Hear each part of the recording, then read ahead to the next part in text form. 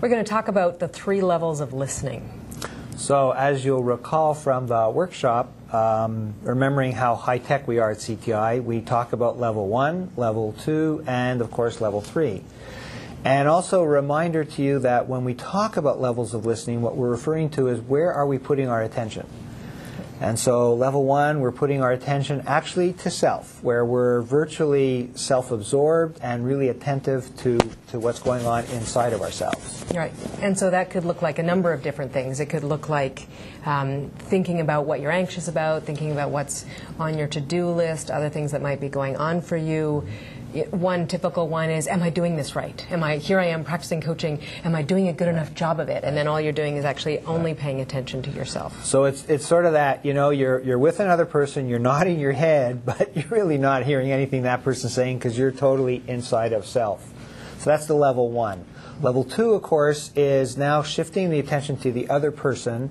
And for the purposes of just being clear and distinct, we're going to focus on that level 2 as a hard focus, really on capturing what is the person saying while they're speaking. Mm-hmm. Yeah, so it's that really listening to their words, listening to the details of what they're talking about, the information that they're conveying through their words. Right, perfect. Yeah. And then you move to level 3, which is more of what we call the global, and it's more relaxed, so that you're not just taking in the words, not that the words are not important.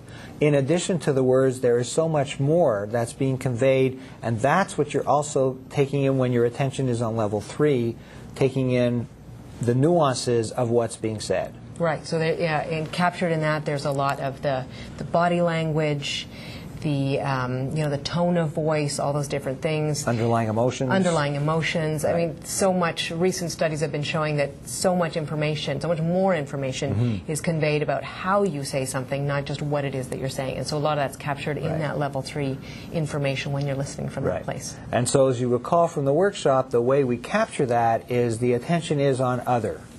In the coach-employee situation, where you as the manager are coaching, your attention is on what's going on with that employee, both in terms of what they're saying and how they're saying what they're saying. Right. Now, obviously, there's a way that there's soft edges between those 3 different level 1, level 2, level 3. Right. It's not like you are clearly and distinctly only in one and not the others. And so some of what we have identified as a skill that's so tied into that is the skill of self-management, right?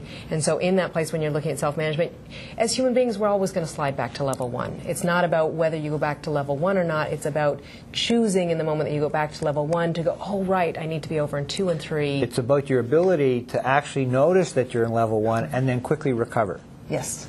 Yeah, so that's more significant and more important than whether or not you go back to level 1, because you will go back to level 1. And one of the things that helps you to get back to other is that good old thing called curiosity. So you may notice, wow, I'm here, and then all of a sudden you might just simply blurt out, so, sorry, what's going on with you right now?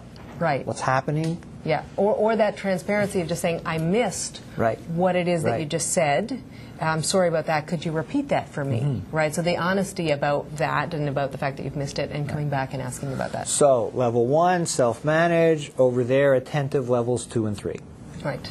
Absolutely. Another skill that tends to be important around this, or not important but almost comes out of the listening, is that ability to articulate what's going on. So when you've been listening at that level 2 and 3 place, you can pick up the nuances, you can pick up other things that are going on and weave that back into the conversation by articulating. Sensing perhaps discomfort in the person that you're working with. Right. Wow, I'm just noticing you, everything okay? Because you seem uncomfortable. Yeah. And stay curious with them. Yeah. Great. Because of what you picked up level 2 and 3.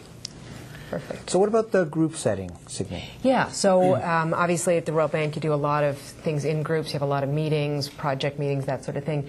And listening at level 2 and 3 can also be really powerful and effective in group settings. So, coming into that meeting and noticing what it is, what the reading the people, reading what's going on for them. Virtually reading the room. Yes. Yeah, absolutely. Reading the room. And there's both things that are happening, 2 things that are happening as you're reading the room. The one is that you're reading, say, an individual's level 3, so all of the individuals in the room, they're level 3. But also there's a group energy as well that you can be picking up and articulating around. So just to wrap that up, what we're also saying is that in the group dynamic, still level 2 and 3, and yet it's a little bit more complex because it's almost a multiple.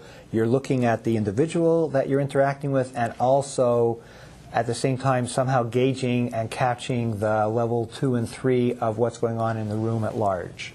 So both are happening at the same time. And we do have the capacity to actually have our attention both specific and broader.